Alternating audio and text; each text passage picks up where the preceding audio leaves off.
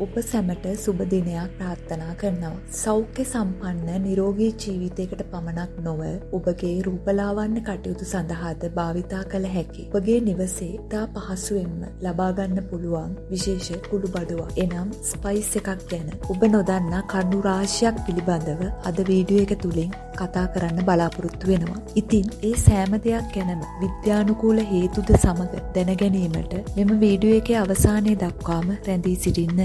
ඈත අතීතයේ සිටම කුරුඳු රෝග පාලනය කිරීමට පමණක් නොව රූසපුව වැඩි කිරීම සඳහාද බොහෝ සෙයින් භාවිතා කොට ඇත.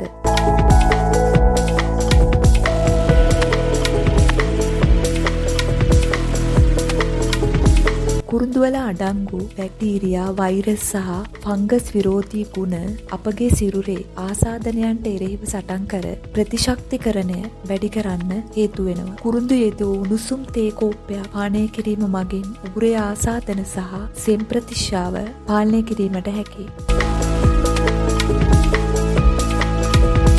එමෙන්ම ඔබ දන්නවාද ඔබගේ රුධිරයේ සීනි පාලනය කිරීමටද කුරුඳු යොදා ගන්න පුළුවන්. ඔබ හයි බ්ලඩ් ෂුගර් වලින් පෙළෙන කෙනෙක් නම් ඔබට මේ බොහෝ සෙයින් වැදගත් වේවි. ඉන්සියුලින් සෙන්සිටිවිටි වැඩි කිරීම මගින් රුධිරයේ සීනි මට්ටම පාලනය කිරීමේ හැකියාව කුරුඳු වල ඇති බව විද්‍යාත්මකව සොයාගෙන තියෙනවා. ඔබට ආහාර ගැනීමෙන් පසුව අපහසුතාවයක් දැනෙනවාද? ආහාර ජීර්ණ පද්ධතියේ ඇතිවන අපහසුතාවයන්, උදරයේ ඇතිවන ගෑස් සහ ආම්ලිකතාවය අවම කිරීමේ හැකියාවද කුරුඳු වලට තියෙනවා. ආහාර ගැනීමෙන් පසුව උණුසුම් වතුර වීදුරුවකට දැමූ කුරුඳු කුඩු ස්වල්පයක් පානය කිරීම මගින් ඉහත අපහසුතාවයන් මගහරවා ගන්න පුළුවන්. හෘද සෞඛ්‍ය තත්ත්වය ඉහළ නංවා ගැනීමටද අපට කුරුඳු භාවිතා කරන්න පුළුවන්. කුරුඳු වල අන්තර්ගතව ඇති ද්‍රව්‍යයන් LDL කොලෙස්ටරෝල් එනම් අපේ ශරීරයේද අහිතකර කොලෙස්ටරෝල් අවම කිරීම සහ අධිරුධිර පීඩනය පාලනය කිරීමට හේතු වෙනවා. මෙය හෘද වස්තුවේ සෞඛ්‍ය තත්ත්වයේ ඉහළ නැංවීමටද ප්‍රධාන වශයෙන්ම දායක වෙනවා. ඔබගේ සිරුරේ බර අඩු කිරීමට වක්‍රාකාරයෙන් සහාය වීමද කුරුඳු මගින් සිදුවෙනවා. කුරුඳු ඔබගේ සිරුරේ පරිවෘත්තීය ක්‍රියාවලිය නිසි පරිදි පවත්වා ගැනීමට හේතු වෙනව පමණක් නෙමෙයි. එය අධික සීනි සහිත ආහාර සඳහා ඇති රුචිකත්වය දවම කරනවා. එම නිසා කුරුඳු ආහාරයට ගැනීමෙන් අපට අපගේ බර පාලනය කිරීමේ හැකියාවක් තියෙනවා.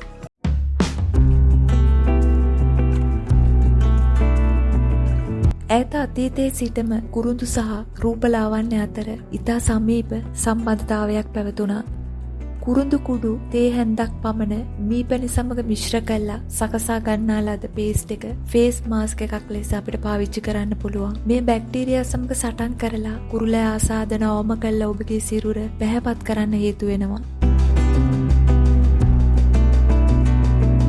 එමෙන්ම ඔබට ස්වාභාවිකව පිරිපුන් තොල් සඟලක් අවශ්‍යද? එසේනම් කුරුඳු කුඩු ස්වල්පයක් මීපැණි හෝ පොල් තෙල් සමග මිශ්‍ර කර ඔබගේ දෙතොල් මත ආලේප කර හොඳින් සම්බාහනය කරන්න. එය ඔබගේ දෙතොල් වල රුධිර සංසරණය වැඩි කර තොල් පිරිපුන් කරනවා. කුරුඳු කුඩු පොල් තෙල් සමග මිශ්‍ර කර හිස් කබලේ ගල්වා සම්බාහනය කිරීම මගින් ශක්තිමත් හිස කෙස් ලබා ගැනීමට හැකියාව තියෙනවා. කුරුඳු වල ඇති බැක්ටීරියා සමග සටන් කිරීමේ ශක්තිය කුරුලෑ ආසාදන අවම කරන්න හේතු වෙනවා. කුරුඳු කුඩු දෙහියුෂ සමග මිශ්‍ර කර කුරුලෑ ස්ථානවල ආලේප කරන්න. ඉන්පසු විනාඩි 10කට පමණ පසු සෝදා හරින්න. මෙය කුරුලෑ නොමැති සමක් ලබා ගැනීමට හේතු වෙනවා. අවසාන වශයෙන් අපි බලමු කුරුඳු නිවැරදිව භාවිතා කරන්නේ කොහොමද කියලා. අපුරුඳු අපගේ ශරීරයේ ආලේප කිරීමේදී මීපැණි හෝ කිසියම් ඔයිල් වර්ගයක් මිශ්‍ර කර ආලේප කිරීමට වග බලා ගන්න. එසේ නොමැතිව කුරුඳු කුඩු පමණක් ආලේප කිරීමෙන් ඇතැම් විට සමයේ ආසාත්මිකතාවයන් ඇති වෙන්න පුළුවන්.